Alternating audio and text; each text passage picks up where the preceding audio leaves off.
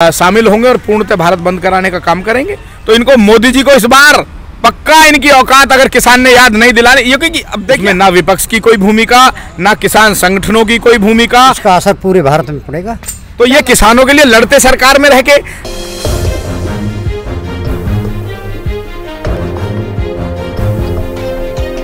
नमस्कार, national India news देख रहे हैं आप। मैं इस वक्त निठारी में मौजूद हूं। लगातार जिस तरीके से किसान यूनियन एक जो है मार्च निकालकर प्रदर्शन कर रहे हैं, अगर मैं पंजाब की बात करूं, हरियाणा की बात करूं, कल जिस तरीके से खबरें आई, लगातार इन चीज़ों को लेकर विरोध प्रदर्शन जारी है। इसी को लेकर किसान जो है लगातार भारत बंद का ऐलान भी किया है, यानी कल उन्होंने भारत बंद का आह्वान किया है।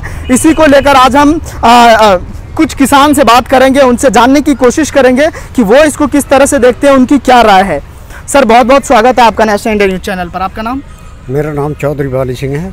सर, क्या कहेंगे जिस तरीके से कल किसान यूनियन ने भारत बंद का ऐलान किया है, क्या कुछ कल का नज़ारा होगा, जरा हमारे दर्शकों को विस्तार से बताइए। जब किसान यूनियन ने ऐलान जो किया है तो किसान सभी उसमें साथ देंगे और इसका असर पूरे भारत में पड़ेगा। क्या लगता है जिस तरीके से 3 विधेयक जो बिल पारित किया गया वो भी ध्वनि मत से कराया गया, वहाँ पर विपक्ष ने इस बात को लेकर कहा कि वोटिंग होनी चाहिए, लेकिन वोटिंग नहीं कराकर जोर ज़बरदस्ती कराकर ध्वनि मत से पारित किया गया। अगर जिस तरीके से ये किसान बिल को पारित किया गया, किसान जिस तरीके से विरोध प्रदर्शन कर रहे, क्या लगता है बीजेपी सरकार पे कुछ असर पड़ेगा? बीजेपी सरकार पर असर तो पड़ेगा समय आने पे, जब समय आएगा ना चुनाव का, जब असर पड़ जाएगा। सर, आप क्या कहेंगे इस मुद्दे को लेकर? मैं पंडित प्रमोद शर्मा हूं और मैं किसान एकता संघ का राष्ट्रीय प्रवक्ता हूं। देखिए, ये जो विधेयक लेके आए हैं ये बिल्कुल किसान के खिलाफ है और पूरे देश का किसान इसके खिलाफ है। जो बिल लेके आए हैं, आप विपक्ष को नहीं मानोगे, आप देश में जो किसान हैं आत्महत्या कर रहा है, आप उसकी बात नहीं मानोगे। आप 2-4 बड़े बिजनेसमैनों के साथ बैठ के कोई भी विधेयक बनाओगे और उसको पास करा दोगे तो ये किसान थोड़ी मानेगा। ये बहुत ही किसान के खिलाफ वाला इन्होंने विधेयक पास कराया है। उसमें ना विपक्ष की कोई भूमिका, ना किसान संगठनों की कोई भूमिका, ना देश के किसान की कोई भूमिका है। तो ये बहुत ही घातक एक बिल है देश के किसान के लिए और किसान इसका विरोध करेगा पुरजोर तरीके से। और जो कल भारत बंद अगर किसान यूनियन बुला रही है तो हमारे जितने भी पूरे देश में संगठन है किसानों के, सब इसमें शामिल होंगे और पूर्णतः भारत बंद कराने का काम करेंगे। अच्छा, कल इससे पहले जो खबरें आ रही थी हरसिमरत कौर ने इस्तीफा दिया है, क्या लगता है वो किसान हित के लिए दिया है या फिर अपने राजनीति चमकाने के लिए किया है? देखिए, जब उनको पता लग गया पंजाब में कि भाई पंजाब में घर घर से किसान निकल के रोड पे खड़ा हो गया है, तो उन्होंने ये दबाव में इस्तीफा दिया है।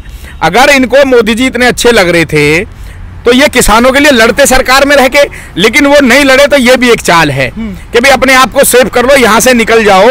जब दोबारा माहौल बनेगा तो ये नेता लोग ऐसे ही करते हैं, मतलब किसानों की बात नहीं उठाई सरकार में रह के, तुरंत इस्तीफा दे दिया, तो अपने आप की राजनीति को, अपने आप को सेव कर लिया।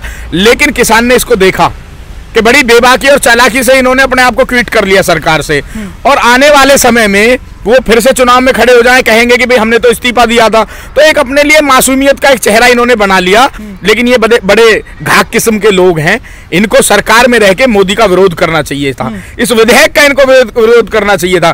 पहले जब ये लोकसभा में आया था विधेयक, तो ये इन्होंने टेबल थपथपाई थी। हम हरसिमरत कौर जो हैं, ये आपने भी देखा होगा, इन्होंने टेबल थपथपा के इसका स्वागत किया।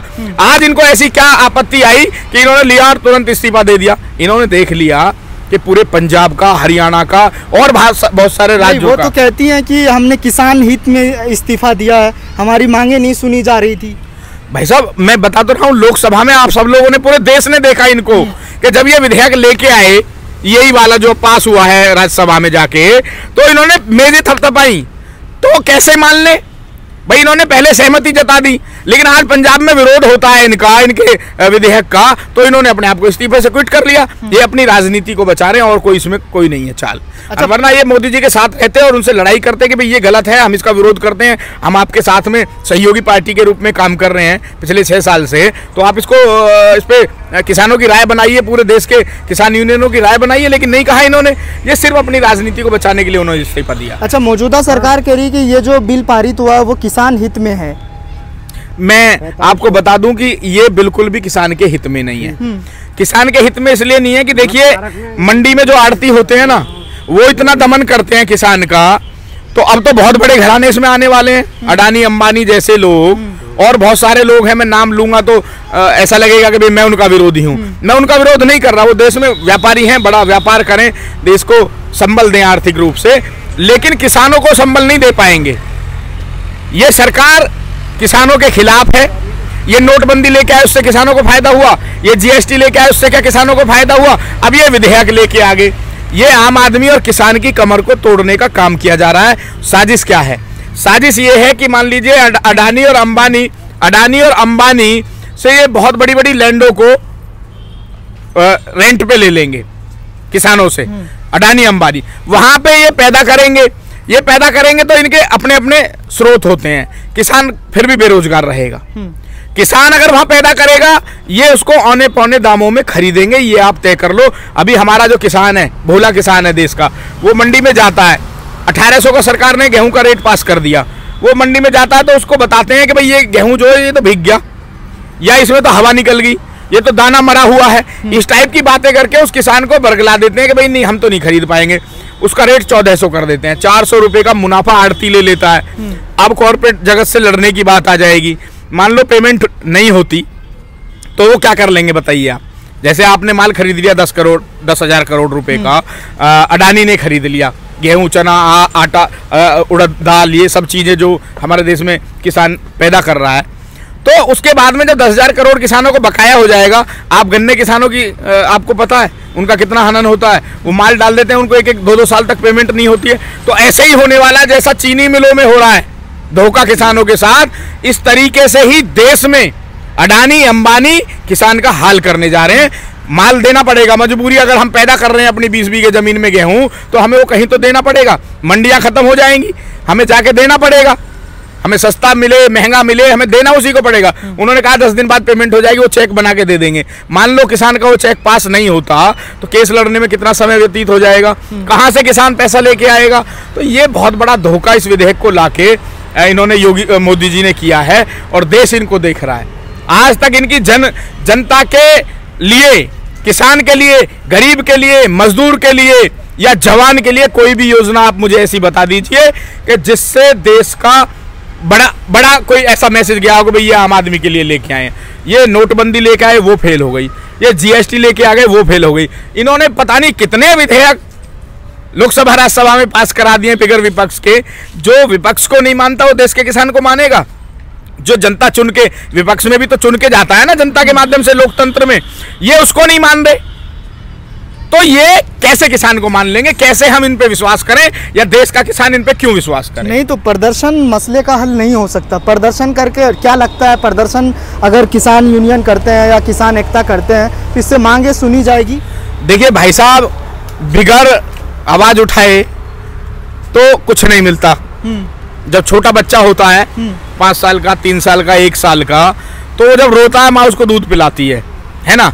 तो जब तक हम मांग नहीं करेंगे, जब तक हम किसी गलत नीति का विरोध नहीं करेंगे, तो हमें हमारी चीजें कैसे प्राप्त हो जाएंगी?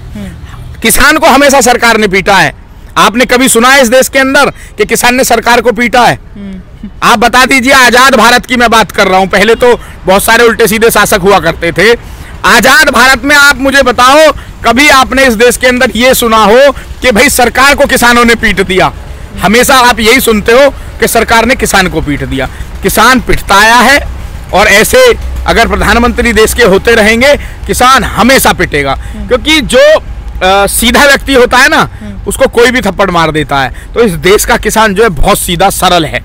अच्छा, आप लोगों की मांगे नहीं सुनी जाती है प्रदर्शन के करने के बावजूद भी, तो अगला कदम क्या होगा आप लोगों का? देखिए, अगला कदम तो जब चुनाव आता है तभी दिखा सकते हैं। 2022 में चुनाव है यूपी में, यूपी का किसान इनको इनकी औकात बताएगा, और जब देश के चुनाव 2024 में ही आएंगे ना, तो इनको मोदी जी को इस बार पक्का इनकी औकात अगर किसान ने याद नहीं दिलानी, क्योंकि अब देखिए हर चीज में, कोरोना काल में इन लोगों ने मदद नहीं की, उल्टे सीधे जो टेस्ट हुए कोरोना के 2,500, 3,000, 10,000 हज़ार रुपए लोगों ने लिए। ये तो अबा की स्थिति समझ लिया, ये समझ गए कि यार ये तो आदमी जो है बहुत फेल हो रहा है। एक आम आदमी को कोरोना हो जाता है, वो प्राइवेट हॉस्पिटल में जाता है, 10 लाख का बिल, 5 लाख का बिल, 4 लाख का बिल। प्राइवेट हॉस्पिटलों ने पैकेज बना दिए हैं, तो कोई भी नीति इनकी भाई साहब ऐसी नहीं है। आज जनता इनसे बिल्कुल त्राहिमाम कर रही है। इनकी सत्ता को लात मार के लोकतंत्र में जनता हटाएगी। जनता ने इनको राजा बनाया है, जनता इनको नौकर से भी नीचे पहुंचाएगी, ये आप ध्यान रखना मेरी बात। चलिए, बहुत शुक्रिया हमसे बातचीत करने के लिए, आप लोगों ने मुझे महत्वपूर्ण समय दिया।